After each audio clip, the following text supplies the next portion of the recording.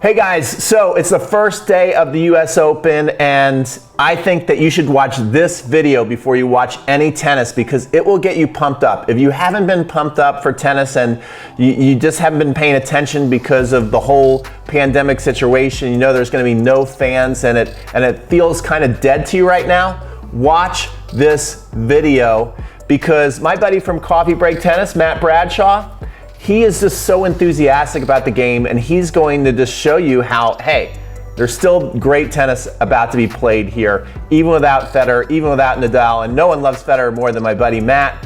Matt is part of our Tenniscon 4 event. That's why I'm showing him on our channel right now. So Tenniscon 4, if you don't know, we're having people like Matt and other amazing, some of the best instructors in the world help you serve bigger this year, hit bigger, think bigger, and play better in 2020 because that's the theme of this year's Tenniscon. It's all about playing bigger. And I just want to show you some of the people part of this event. Dr. Mark Kovacs, who works with all the top American tennis pros. Jeff Saldenstein, former top 100 ATP pro.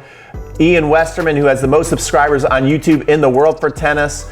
Jorge Capistani, who's a USPTR and PTA Master Pro. I think there's like 1% of the tennis coaches are that.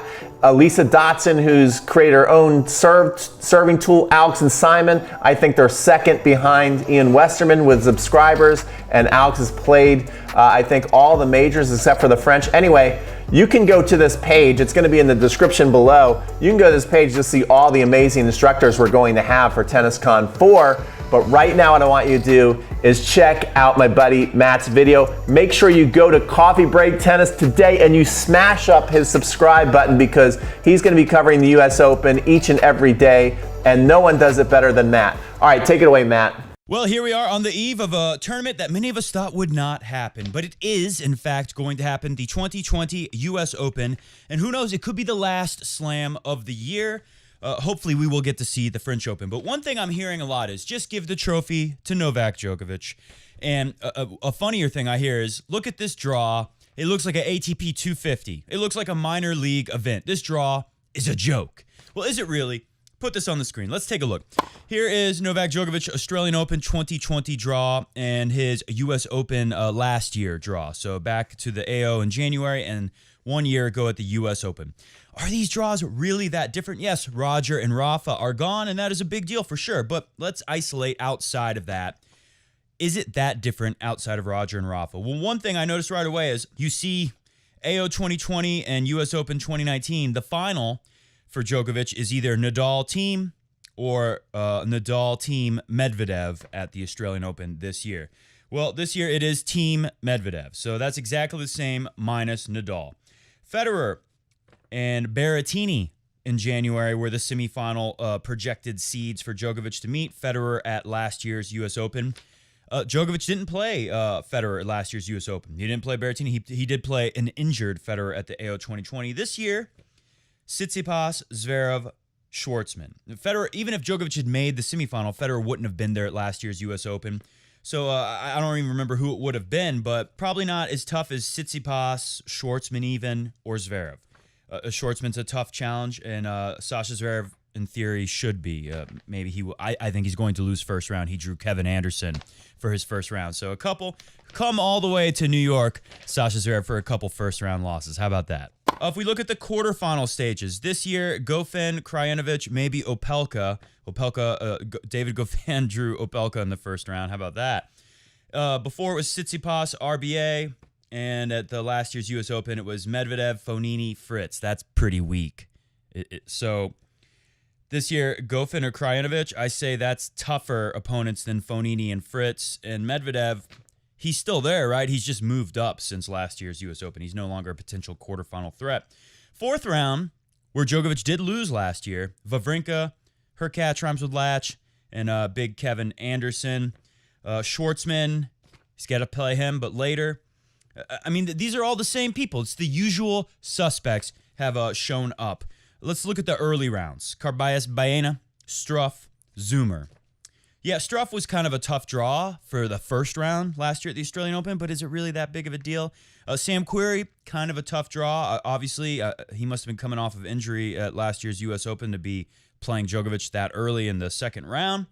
This year's Kyle Edmund, another guy who's gone very high, and he's younger and more close to his prime than Querrey, and he's dropped in the rankings. So is this draw much different? No, to me, it is about the same.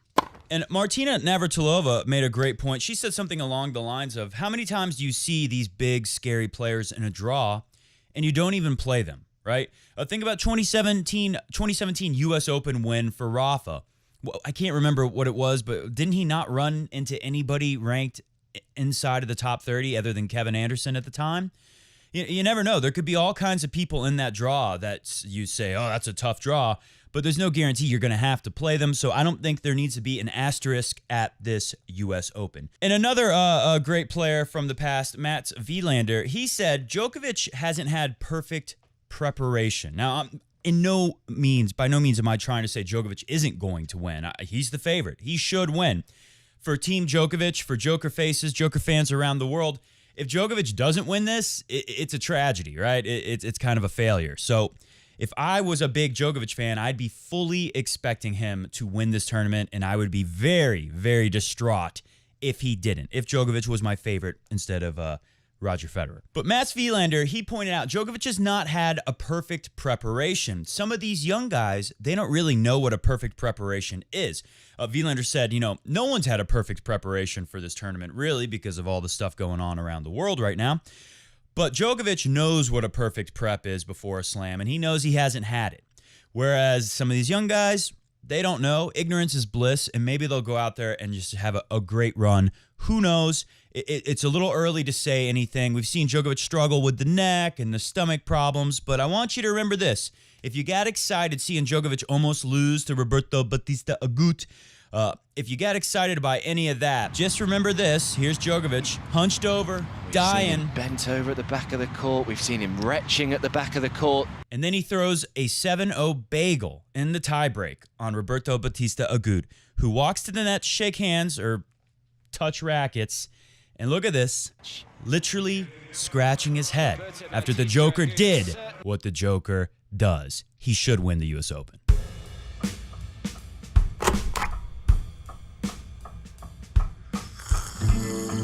He should. Shouldn't he? He should. It's kind of a tragedy for Team Djokovic if he doesn't. But there's no guarantee. That's why we must watch. We will be watching the U.S. Open. Welcome to Coffee Break Tennis. Today on the show, we will go through the draw, take a look at the schedule on who's going to play on Monday on the first day of the U.S. Open. This is the U.S. Open draw show, but a weird thing, we also have the Cincinnati final. We will talk about that a little bit later, about Milos Raonic and Djokovic. I got some comments from Bautista Agut saying it was pretty bush league that they closed the roof right before he served to stay in that second set. We'll take a look at that. Of course, we've got the draw, and then we've got some big stories developing. I'm sure all of you know that tennis took a pause on Thursday to solve racial injustice. No word yet if they've fixed the problem, but fingers crossed that taking that day off from play solved all of the racism around the world. We've got some news that some of the players were not very happy with that decision to pause play on the men's side, especially some of the women were asked what they thought about it and basically said, we don't want to talk about it. So we'll take a look at that a little bit later, and we'll talk briefly about the Thursday racial social justice pause from tennis. Also, some words that this has helped spark interest in starting a players' union on the men's side with, you guessed it, Novak Djokovic and Popsicle. They're looking at starting a union so they can have a little more control over what goes on in tennis. And then finally, just because of the flavor in the air, we will, by the way, we'll talk about Raonic, Djokovic a little bit later too. But finally, I want to read some comments from Rafa Nadal talking about the world today and how he feels with the media trying to take things he says out of context and politicize it, which I think pretty relevant to what we've seen in the last few days. So we will take a look at that later in the show. All right, first up, let's look at the schedule. Let's see what we got Monday. You heard it here, folks. Upset alert. I think Kevin Anderson will take down Sasha Zverev. because it hasn't been ideal for him, right? He already went down first round to Andy Murray, or second round, first for him, had a bye. Then we got Joker and Zoomer. Be interesting to see how Joker is feeling with the neck and the stomach and all that stuff. If it's still a factor at the U.S. Open, Zoomer will make him run all over on Monday. And then another interesting court, last on court 17, interesting match, Riley Opelka and David Goffin. So those are my So those are the matches to note on Monday. You know, I mean, there's other players to check out. Obviously, Tsitsipas will be playing Monday. Want to see how he looks after a disappointing loss to Milos Raonic. Disappointing because Tsitsipas played pretty well. I just thought he got a little wimpy on some of his second serves. He got a little scared in that second set after playing a really good first set and losing. Like I said before, Raonic, he looks pretty good, doesn't he? Looks like maybe he could do something special at the U.S. Open. Let's take a look at Bautista Agut, then we'll get right into the draw.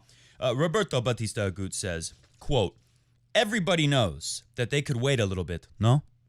It was an unfortunate decision," the 32-year-old said. "It's not the first time I disagree with Lars Graf, the ATP supervisor. I think it was not great. I think it was 100% wrong." He said it disturbed his rhythm. It also had problems with his ball toss. If you notice, with the roof closed, it looks a little different up there. To be fair, Bautista Agut has been catching tosses the entire week of this Cincy Masters 1000. He also said, "I totally disagree with the decision he took. It was not great because he broke my rhythm. The roof break could have waited a little bit because the rain didn't come until later." He's kind of right. It could have waited to finish the set because to close the roof, that's a 5-minute break. Credit to Djokovic for toughing that match out. I really thought he was toast. I thought there was a chance he would lose. You know, originally on the show, we said that RBA had no chance because he'd be too worn out. But thanks to Naomi Osaka, they took a day off on Thursday, and that must have helped RBA. Roberto Bautista Agut got a little rest, gave us a heck of a match. Full credit to Djokovic, but I think RBA has a good point. Do comment below what you think about that closing the roof. Let's get straight into the draw. We already talked a good bit about Djokovic, but he is up against Damir Zoomer. Struff is always challenging. Real quick, I saw a lot of comments saying, "Matt, you're talking about these courts are so fast." Well, the main courts are not going to be as fast. But we did see Louis Armstrong. And also, you know, weather conditions are important. Is it going to be super hot? It looks like it might not be super hot in the 90s some days, but not most days during the U.S. Open. Who knows, a little early to trust the weather forecast. But the court speed is, in fact, slower. We saw it from Louis Armstrong Stadium with Djokovic playing there and Tsitsipas, Raonic, and all that stuff. So we saw some matches there, and we've seen that the court is a little slower. But Brad Gilbert said it's about, in his mind, 11% slower than the other courts. The other courts are so much faster than what we usually see at the U.S. Open. It's still going to be faster. And again, it's early. These courts, they've been practiced on, but they haven't been played several matches for a week straight. I think all the courts are going to be considerably faster than the past. Yes, the main courts, Arthur Ashe, we haven't seen that yet. We'll find out Monday. It's going to be slower, but it'll speed up by the end of the tournament, halfway, 1 week into the tournament. The courts will be significantly faster still than they have been. Remember, the court's reading like 42. If Brad Gilbert's right and it's about a 10, 11% difference, then bring it down to 38. The U.S. Open a few years ago, put it back on the screen. I don't have it with me, but I think it says, I'm going to add this in post-production. I think it says the U.S. Open was like 32.7 or something like that. So it's still what? 20% faster? If it's 10% slower and it's already, and I was wrong when I said it's 24% faster originally, the courts are playing about 30% faster, which is crazy. About 10 points faster than 2017 U.S. Open. So there you go. The courts are faster, period. All of the courts. And those main courts will catch up as they get played on more. Riley Opelka, David Goffin, I starred here. That could be a quarterfinal match for Djokovic. Riley Opelka, it's a big maybe. Who knows if he'll even play? We shall find out Monday. They gave him plenty of time. They put him last on court 17 for Monday. If we look down at this rest of the draw, Sasha Zverev, what's he going to do? Probably lose to Kevin Anderson in the first round. If he were not to, the draw isn't too difficult, but he eventually will likely run into Diego Schwartzman or Hurkacz, Manarino are the seeds in that area. Jack Sock is in there. Not expecting too much from him, but who knows? Maybe he's going to shock us all. Duzi Lajovic is around. Borna Coric, Tsitsipas' section above in that bottom half of this the bottom quarter of this top half of the draw. Take a look at Tsitsipas. Ramos Vinolas is a veteran of the sport. He's played a lot of tennis. That's not an easy first round. I expect Tsitsipas to get through, however. If you're going to play a seeded player, Borna Coric is a good one to play. He hasn't looked good in forever. And I'm really not seeing a Christian Garin. This is not his surface. I like Tsitsipas to get through here. He should be able to face Djokovic in a semifinal. Prediction, after the dismal performance against Milos Raonic, I do not feel super confident that he can beat Djokovic, but I'll give him a chance. Djokovic wins in 4, goes to the final. Bottom half of the draw. Dominic Thiem. I can't remember who it was from the ESPN broadcast. It might have been Brad Gilbert, I heard, saying that originally he had Dominic Thiem number 2 favorite to win the tournament. After seeing the courts much faster than he expected them to be, all of us were caught by surprise. It doesn't matter if the main courts are a little bit slower. This is a deliberate move. Maybe they thought make the courts faster so the rallies won't be as long and grueling, unless you're Roberto Batista Agut and Novak Djokovic. It still will be long and grueling in that case. But maybe that's what they were thinking, something along those lines. Don't want these players to have to just, really suffer out there. So that could be a possibility why they did it. It doesn't matter. Fact is, they did it. Brad Gilbert says the faster courts and the fact that Dominic Thiem looks so bad in his first round loss to Filip Krajinovic, he puts him down like at 10th favorite now. He's like not a favorite anymore, basically. I don't know if I'll go that far. I do agree with Brad Gilbert. All those are important factors and why we shouldn't expect too much from Dominic Thiem, but it is best of 5. Is he going to lose to Jaume Munara from España? I don't think so. This is a clay court guy. Dominic Thiem is too, but Dominic Thiem, it's a good first round. Then he can maybe run into Nagal. Not Nadal, Nagal. Remember Sumit Nagal from India or Bradley Klon. The tough stuff is Marin Cilic. Although Marin Cilic has got Denis Kudla, who does well on grass and faster courts. That could be tough for Marin Cilic. So that's another match I've starred here to, I guess it's going to be on Tuesday. A lot of interesting matches in this bottom half of the draw. Let's just go through them really quick. Tommy Paul and Grigor Dimitrov. That's a toss-up there. Roberto Batista Agut. I like him here, but he's got to play Tennis Sandgren first. Tennis Sandgren's going to be itching to get back in and get some wins. He was looking good at Cincy before he played Djokovic. I expect RBA to win, but that's a tough one. That's a good first-round match. Looks more like a round of 16 or something, Leonardo Meyer, Oscar Mayer-Wiener versus Milos Raonic. Again, another guy who's been around for a while. I expect Milos to win, but it could have been an easier draw for the first round. Then I've got Khachanov and Jannik Sinner. Must-see TV. Jannik Sinner, I expect a lot from him. He's still very young. And Karen Khachanov, he looked pretty good at Cincy, but I would not be surprised at all to see Jannik Sinner, so upset alert there.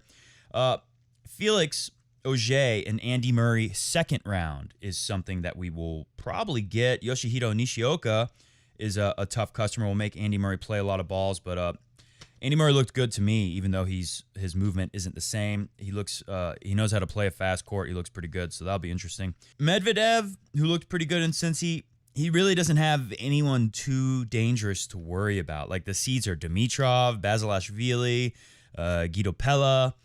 None of these people should be scary for Medvedev. Expect him to make it to the semifinals. Matteo Berrettini, he doesn't look great. Casper Ruudboy, Benoit Paire, Andrei Rublev maybe could get his game going here. I expect Medvedev to come through to the semifinals there. The bottom half is the most interesting because we got RBA, we got Milos Raonic, we got Felix Auger and Karen Khachanov. They're interesting, but obviously they're not super favorites or anything. And then Marin Cilic is a former champion, and of course Dominic Thiem.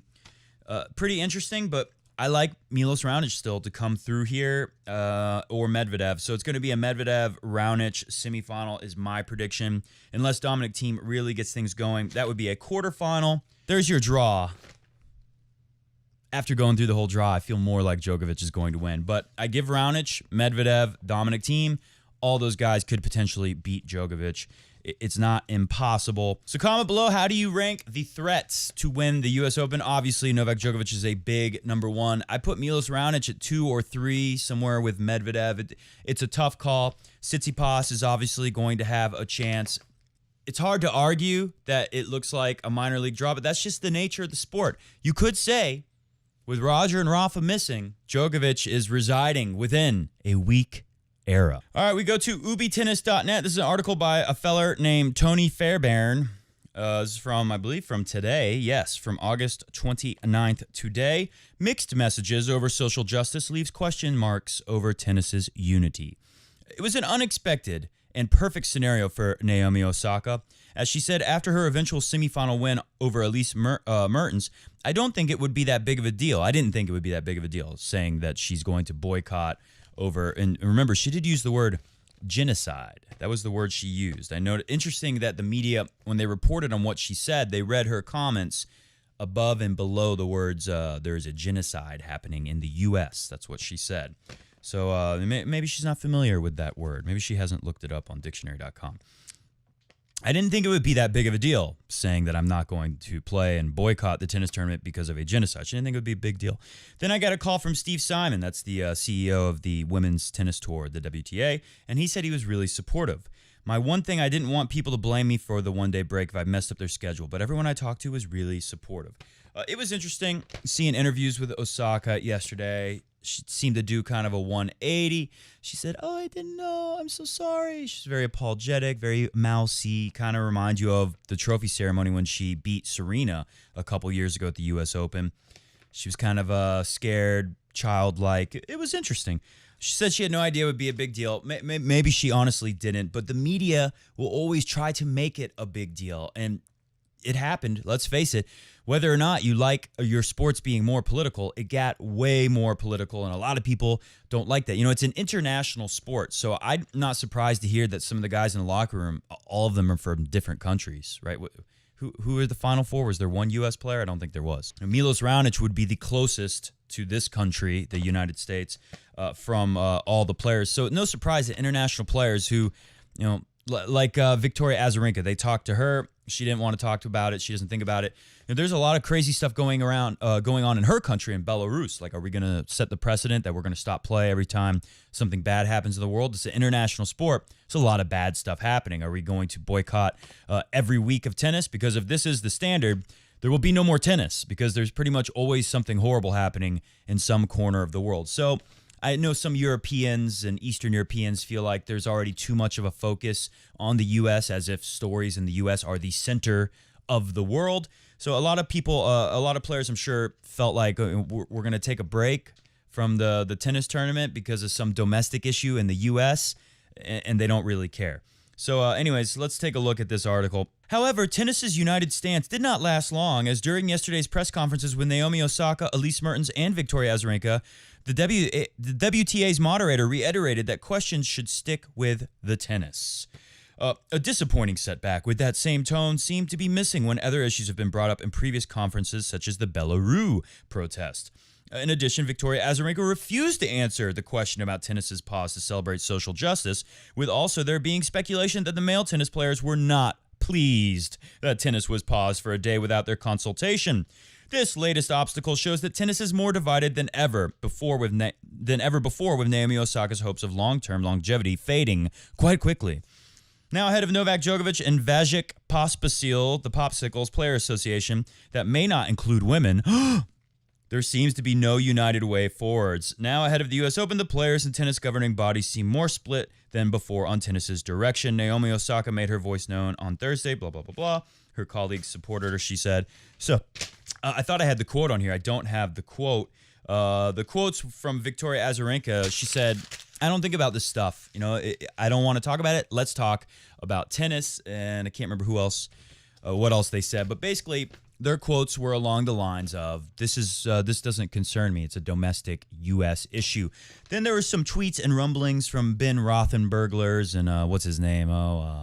That breathless journalist, Simon Briggs. And they were basically reporting on this players' union possibly being fueled, I think were the words, using this pause, the social justice pause from Thursday. They used it as ammunition in this meeting to form a new player council, a players' union, which would be a massive change for the sport of tennis. So a couple things on the social justice, in which I don't like, and we'll get into in Raonic-Djokovic final in just a moment after this.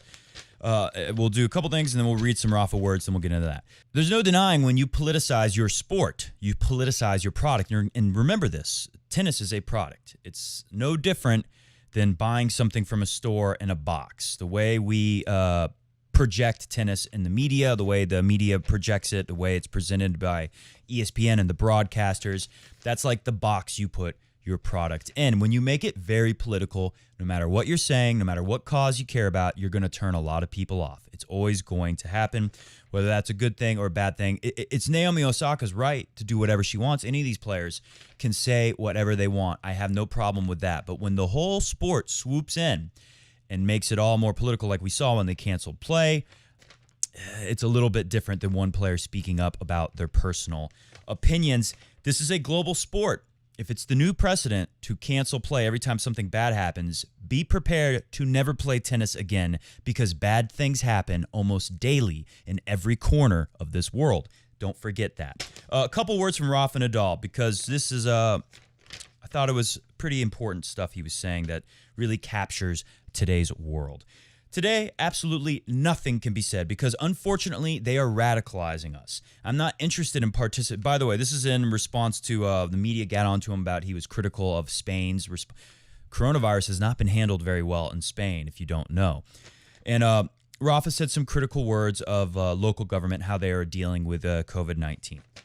So they asked him about it, and now he's saying how he feels after people took what he said out of context, blah, blah, blah, that kind of stuff. Absolutely nothing to be said because, unfortunately, they are radicalizing us. I'm not interested in participating in this circus of hypocrisy and radicalization. Not something you expect to hear from Rafa Nadal. You know, Roger and Rafa, they never get into politics, and for good reason.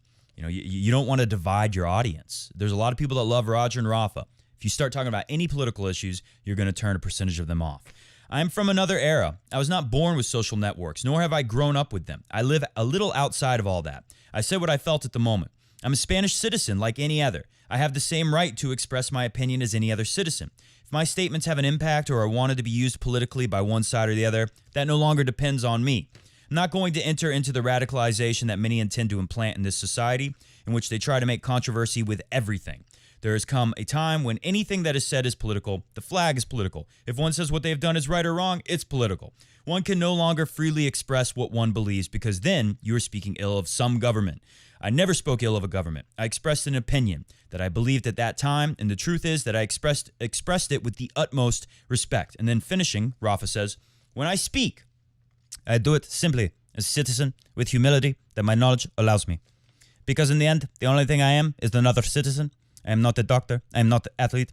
I follow the news, and if they ask me questions, you want me to not answer? Well, no. I have to give opinion. I am not a fool. Rafa is no fool, and he nails it.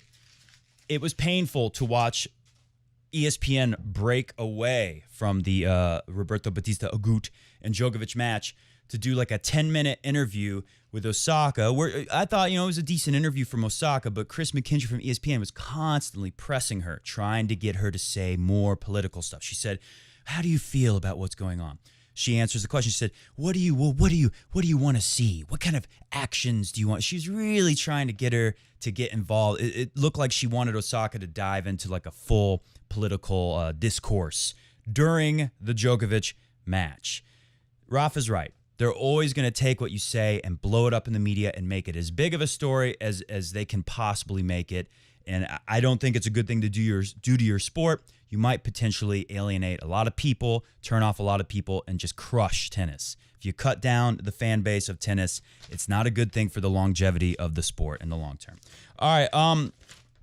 So like I said in the beginning of the show, who would have known that the U.S. Open would actually happen? And I scheduled a little weekend getaway to the beach. So I'm going to drive to the beach. This is being filmed. I didn't want to tell you until now. This is being filmed before the Djokovic and Raonic final at Cincy. So audio only when I get to the beach in Florida and get to watch the match.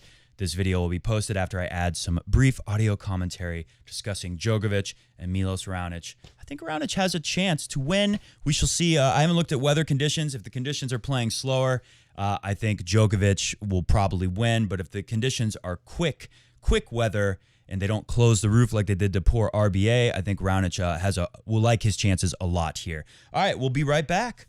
I'll pop it into the show as soon as I get to Florida.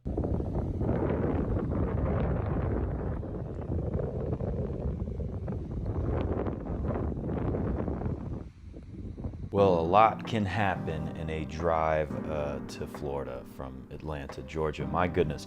So I was planning on talking about the Raonic, which, God, how close was Milos Raonic to taking down Novak Djokovic? I was planning on talking about that, but now Djokovic has started a whole nother thing. So apparently, we talked a little bit about it earlier in this video. There was some like rumors going around. But now there's more to it, and also I'm seeing, and again, I haven't really had time to read everything. I just got here not that long ago, and I want to get this video up. But already the Australian Open has put out a statement regarding player representation. Anyways, Ubi Tennis has a good piece here. Exclusive full details of Novak Djokovic's letter to players as standoff with Federer and Nadal emerges. So this could get ugly and fast, and this is a big story. I'm kind of shocked that this developed so quickly. Anyways, basically it sounds like, let me read a little bit from the Ubi Tennis article here. In his lengthy statement, the 17-time Grand Slam champion sets out 3 primary reasons as to why players should join this proposed players union. And by the way, Djokovic has stepped down from the player council along with Mr. Vajik Popsicle. First, he says, is due to unhappiness expressed over the management of the ATP regarding some of the decisions they have made in recent times, ranging from ranking points to the scheduling of tournaments.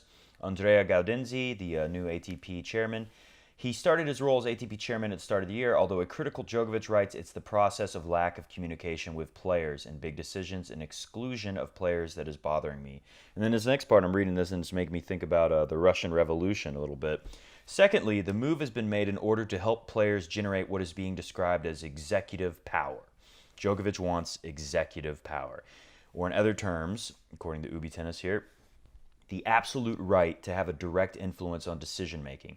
The role of the ATP Players Council, it's kind of like the Duma in the period between the Tsar of Russia and the Soviet Union being founded with Lenin and Stalin and Trotsky and all those guys. The role of the ATP Players Council is advisory only to the board. That's why I was talking about the Russian Revolution, because basically they tried to make like a parliament, a congress, and those guys had no real power, so no surprise that eventually led to a revolution. You know, they had no real power. They were just advising the Tsar, and that didn't last very long. So the ATP Players Council, they're only advisory. They can, quote from Ubi Tennis, they can influence decisions, but they do not have any final say. Djokovic also says there's conflict of interest within the current structure. So basically, Djokovic wants a more powerful player representation. Like, you know, if you look at like the NFL or the NBA for American sports, they have like a union basically. They have way more representation than tennis. Tennis is structured very differently, and it kind of has to be because of the international nature of tennis with all the tournaments all over the world. Back to Ubi Tennis's article here. Finally, supporters of this players union stress that this move isn't intended to form a conflict with other governing bodies, and their aim is to enable stronger player representation.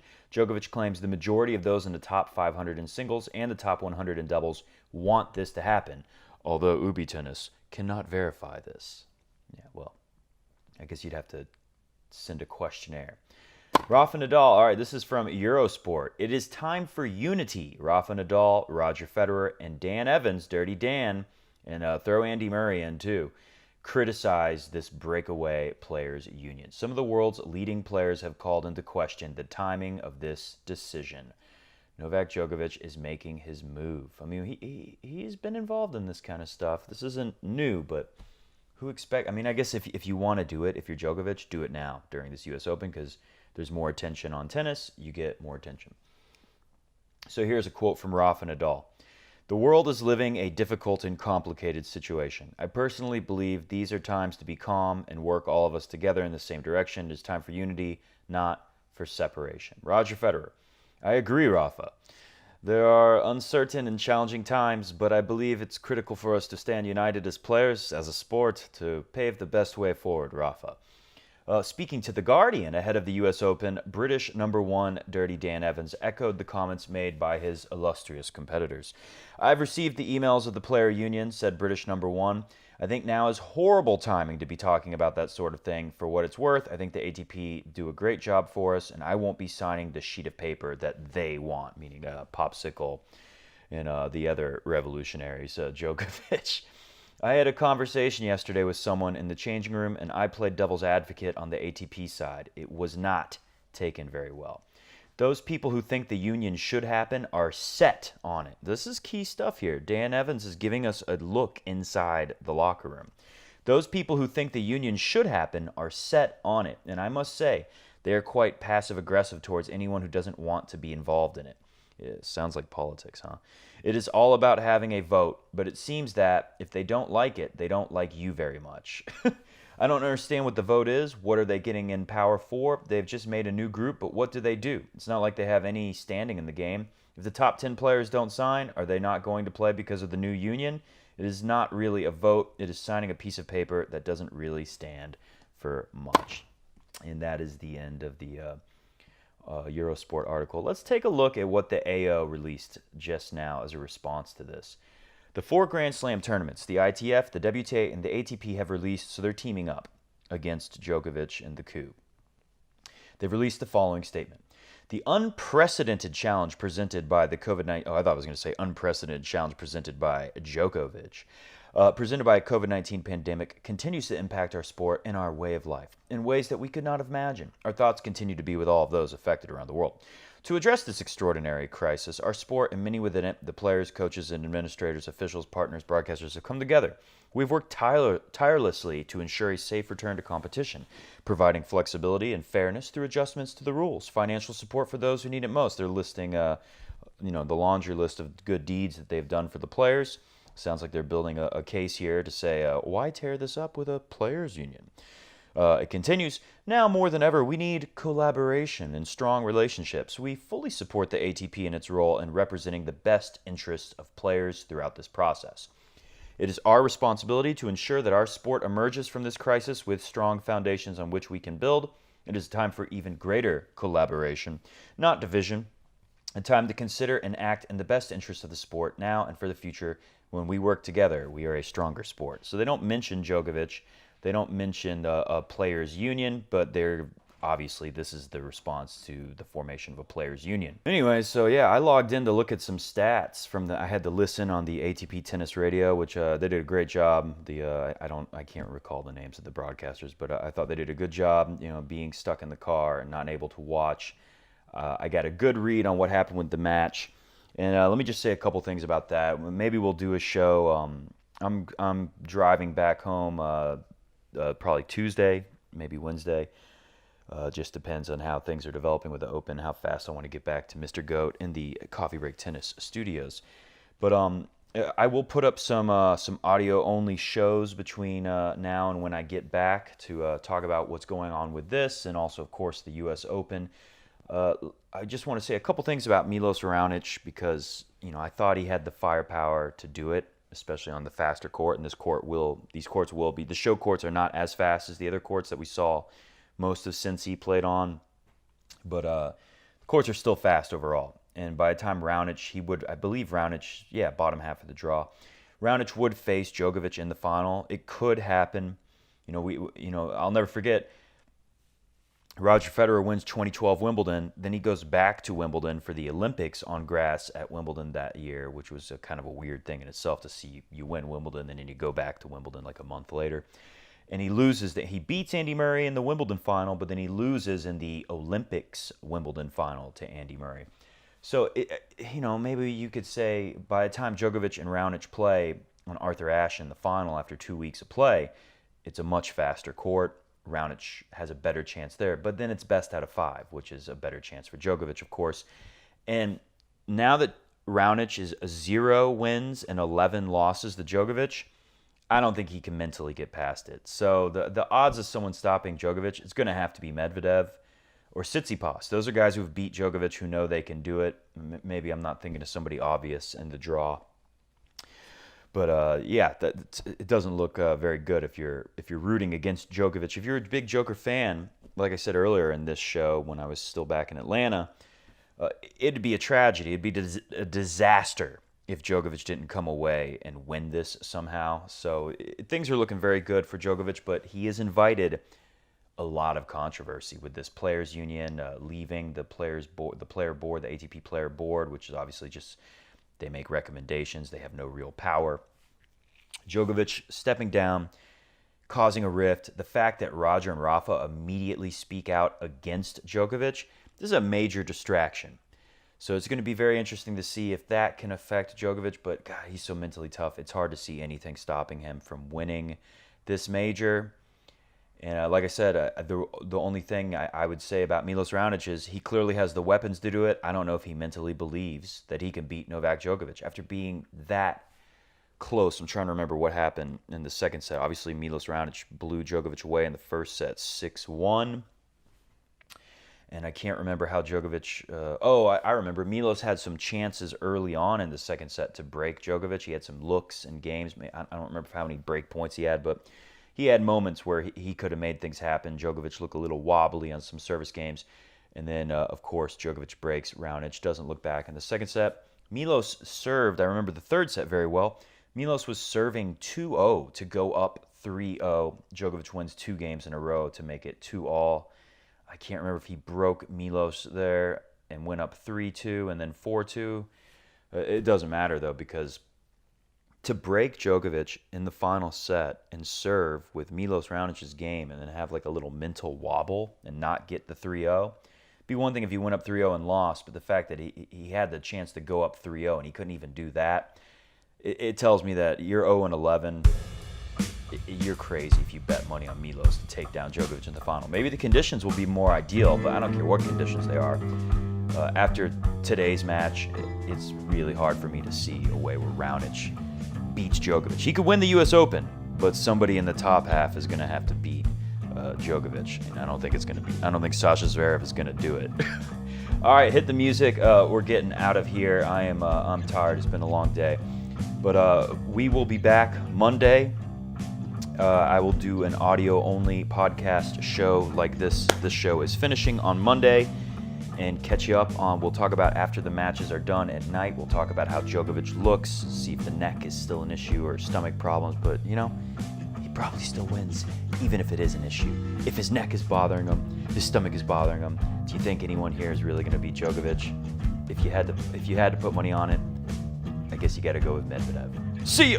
All right, cool, guys. So I hope you enjoyed that video. It was an amazing video by Matt. Again, go to his channel, Coffee Break Tennis. Make sure you subscribe. He does the absolute best job in the world at covering the professional tennis game. I'm telling you, it's entertaining, it's informative, it's amazing. And make sure you go to the description below and you sign up for Tenniscon. I'll just continue. Matt Bradshaw, Maribon from the Tennis Summit. I love Maribon from the Tennis Summit. He pretty much does what we do with Tenniscon, but he does it in the fall. It's a great event. We have John Craig, who's an amazing USPTA elite professional, time value of tennis, online tennis instruction, play your court. Rick Macy was here last year. Maybe we'll have him back. Brady from Daily Tennis Lesson. The list goes on and on. Racket Flex, Jeff Greenwald. It's just great stuff. Gigi Fernandez. Oh my God, I love Gigi Fernandez. Anyway, make sure you get on the early bird list by going to the description below to sign up and get your free pass to Tenniscon. It's going to be happening in October, third week in October, but you want to get your free ticket today so you don't forget. And don't forget to subscribe to my channel as well. Hopefully you enjoyed today's video. Enjoy the US Open, and we'll see you on the next video. Don't forget to like, comment, and subscribe.